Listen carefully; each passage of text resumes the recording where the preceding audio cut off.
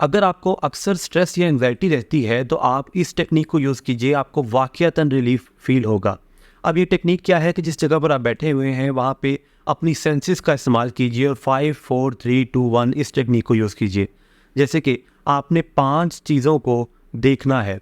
अब मैं क्या देख सकता हूँ, कैमरा है, लाइट है, लैपटॉप है, सामने एक दरवाज़ा है, दीवार है, ये 5 चीज़ें हो गई।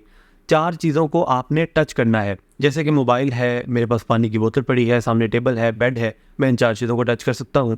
3 चीज़ों को, 3 आवाज़ों को आपने सुनना है। एसी चल रहा है, बाहर से आवाज़ आ रही है, लैपटॉप चल रहा है, उसकी एक आवाज़ है। तो अब 3 चीज़ें ये हो गई जिनको मैं सुन सकता हूँ।